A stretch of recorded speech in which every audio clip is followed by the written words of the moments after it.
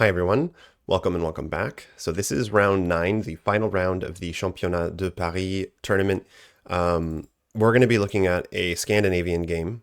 And so whether you've been following my tournament games in these past videos or not, this is going to be just a good look at what, first of all, an 1800 FIDE rated game kind of looks like, how those kinds of players think, the things that we're missing, where we can improve on. So let's dive into it. My opponent was Thibaut, rated 1825. So yet another opponent rated slightly higher than I am. And let's jump into it. So e4, d5. I play the Scandinavian. He takes to my well, I'm glad to see that he took, instead of going for like another Tennyson gambit, although I would have been very prepared against that had he played that, or for example pushing. That's not considered good, but it does take me away from the Scandinavian lines. He took knight of 6 and then d4. I was pretty excited when I saw this because this is one of my absolute favorite lines depending on how it plays out. The move is bishop g4. I don't think that there's okay, so you can just take with the queen. There's different lines here, but bishop g4 is a super fun line. This is called the Portuguese variation, and it's just extremely dangerous. If you're not careful as white, you can get into a lot of big trouble, like straight up leading to forced checkmates that are not so obvious. Anyhow, bishop e2 right away is like the best move, and it kind of just avoids all of that stuff. But if they do go for f3, just to show you guys, f3 here, here, takes, and white's like, what is black doing? Like, look at this from white's perspective. Like, what is he doing? Okay, thank you. Except that white's already worse. Black is already not winning, but already better. And they're very often tempted. Any move that looks tempting here is bad. This is bad. Like, immediately black is winning because of, let's see, knight b4, you're threatening the fork, the bishop's coming here, the rook's coming here with check, and then basically that king is getting massacred. Anyways, that is not what we had to play. Bishop e2 takes, and then knight takes. I took back with the queen, and then castles. So just pretty solid the way that white is playing this. And then knight c6, I'm attacking the pawn on d4. Obviously, ideas of long castling and then putting pressure on d4. That's really what the Scandinavian is all about. If you manage to win this, you're in good shape. c3, which is very normal looking, but also an inaccuracy. Notice that it does take away that square from the knight. A lot of the times the knight comes out and attacks the queen, which isn't a half bad move. Here it does not look that great, but anyhow. c3, I decided to castle here, and this is one of the lingering mistakes in my opening, is that sometimes it's hard to know when you're supposed to play e5, and sometimes it's a blunder, sometimes it's the best move, sometimes every now and then it's e6, but you can actually play e5 right away here, and you don't take the queen and develop the rook. You just keep your queen there and take back this way, and if he were to trade, you got two knights in the center. You can long castle soon, and just to show you guys one line here, so takes, and then let's see here, and then check, and then queen back, and then he can go here, and then at that point you take, and let's see, and then just long castle, and like black has got the edge. Anyways, I didn't do that. I castled right away. He went queen b3. He's not really attacking anything. I don't really get this move other than he's just trying to trade queens, which is understandable.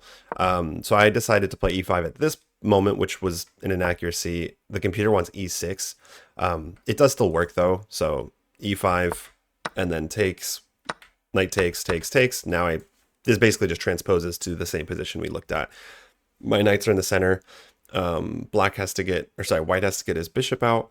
He has to get all of his pieces out. So you notice black already has a lead in development. I would say my rook is on the open d file. I'm not really in danger castling queenside here. Like, my king's perfectly safe. So that's why I think black has a slight edge. Knight d2, it's best move. Bishop c5 just looks really normal. That's a really nice diagonal. Anywhere else is going to end up blocking the rooks or just congesting things. So bishop c5, we don't care if they play b4, especially because it's really going to weaken the c pawn. He plays b3, and I decide to just kind of ignore that and keep developing. So rook e8, knight e4, and here I had kind of a think. I was sort of worried about knight g5, and so I played bishop back to f8, which was not the move. Bishop b6 is fine, because if you go here, actually And this is, I was overlooking this, like you can just play knight d3. Interesting. It wants to just ignore all that and be like, okay, take that pawn. What is going on here?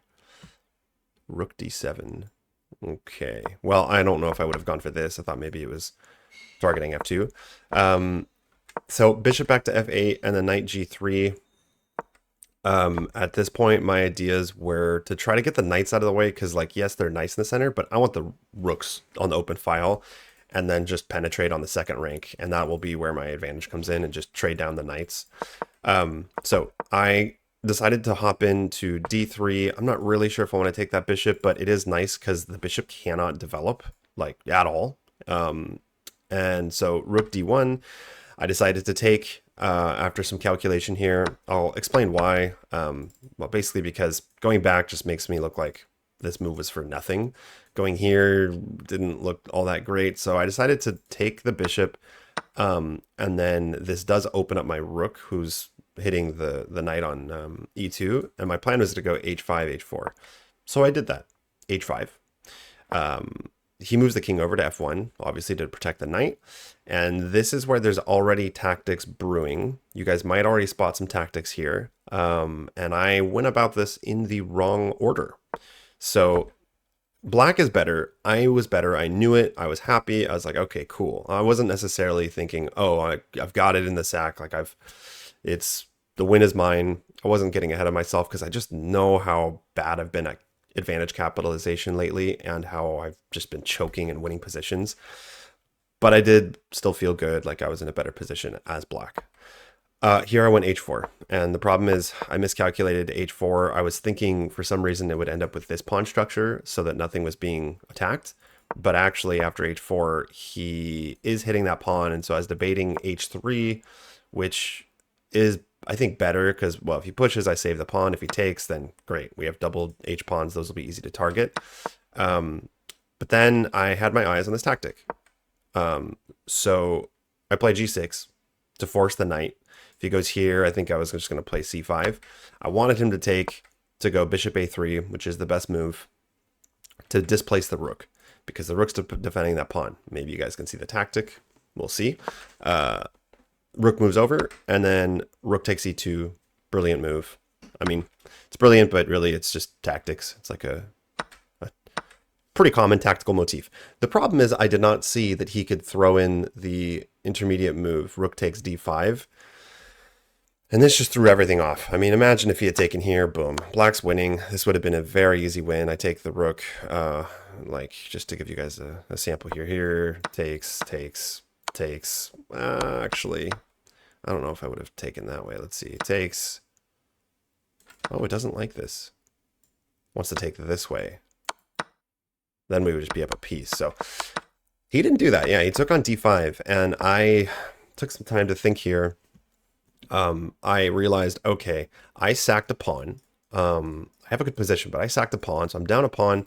I can take the a pawn, I can take the f pawn, and then take, so I can throw in this, for example. But the problem is, I saw that he has b4, and he can threaten to trap my bishop, maybe. Although it looks like, no, that would not, just flat out not work. So I was just kind of worried about my bishop being trapped, and then also kind of helping him develop his king in an endgame. The computer wants just rook takes a2, and I don't know why I didn't play this. Well, actually I do. It was because I was worried about rook a5. Again, I don't.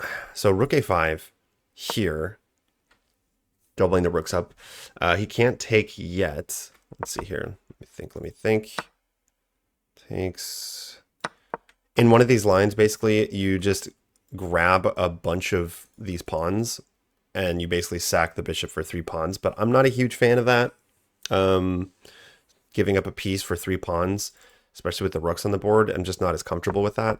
So I unfortunately made a very passive wrong move, which was rook e to d8. Rook d8. I figured that in an endgame where I'm a pawn down, let's not trade pieces. I want to avoid trades, but the problem is black is pretty much going to be able to force trades here. Now I go bishop d6 to try to close down the d file, but yeah, after rook d2, I drop back, rook e1, and it's like, okay, white now is clearly winning this thing, or he's got the advantage. And it's a pretty straightforward endgame, I would say. It's not like a super complicated position. You've got the pawn majority on the king side. So takes. We trade a pair of rooks, and then rook e2. He's doing great, trying to force trades in a winning endgame. I avoid that. Try to get my king in because I thought, well, if I have any chances, it's going to be infiltrating with my king. The question is like which way though, because I had another endgame recently where I went this way in a classical game, and he just walled me off, and I realized I looked stupid with my king, and I ended up drawing a winning endgame because of that mistake. It looks like the computer does like this for the moment, but anywho, so I'm avoiding trades. I want to get out of that pin. Bishop b4, not the greatest move. It just doesn't really accomplish anything. He's just going to offer more trades. I decline. Knight e5. Yeah, he's forking me, although it's not like I'm losing the pawn, but it's making it really hard to not trade. So no option here but to trade. We trade the rooks, and then I definitely cannot trade this early. So now my only bet is, okay, try to infiltrate with the king and hope he messes up in the endgame. And he does. So 94 check is an inaccuracy. To me, this is a pretty bad move, and it gives black some chances now. Why? Because even in the start here, like, I don't understand why he's pushing these pawns. I don't understand why he's not just getting in with his king. Like, in the endgame, guys, as a general rule of thumb, especially if you guys are beginners, activate your king. Leave your pawns unless they're like needing to be defended. When you make a pawn move, it weakens your pawns, period. It will almost always weaken your pawns. Leave them, activate your king, and you're usually going to do pretty well because your king is going to be closer to eating the opponent's pawns. That's all the endgame is kings going after the remaining pawns. Who gets there first? So I think he should have been, let's see here, instead of h4, yeah, king f3 would have been the best move. Why? Because you don't need to... Okay, I don't get the computer. It says king f3 is the best move, and then it says it's an inaccuracy. King e3, whatever. King e3, because at least, like, I would hate to see that move. When I see the king coming in, like, boom, I'm like thinking to myself, great, I don't know how I'm going to get in here. I guess I could try for like b5 or something. But so he gave me the opportunity to infiltrate with my king. Okay, now he's trying to create a pass pawn, but I have a bishop that I can sack for a pawn. So I take, he takes back with a knight. Again, wasn't sure about that move. I think that this is stronger because it's going to be a bit harder to keep an eye on that pass pawn. My king is definitely not going to be able to make that run. It's going to have to be the bishop. So he plays this, and I think to myself, all right, let's go for it. King d4. All of a sudden, I felt like it's a draw, or I'm maybe winning. We'll have to see how this plays out. Really, it's just going to be a pawn race. So knight g3. King c3, great move. The only move that keeps the game is equal. 94 check. I took a while to think here because it looks kind of scary. Oh no, I'm being forked, but my bishop's protected. And actually, this is the best move, but it really just gives my king another tempo because you're going to have to spend a tempo taking my bishop, although I guess I'm having to take back too. But king b2, great move. It's the only move. Anything else, white's winning. Anything else. King d4, I'm losing. King d3, I'm losing. I have to go after these pawns. So I was at least happy that I saw that correctly. Some of my endgame fundamentals are okay.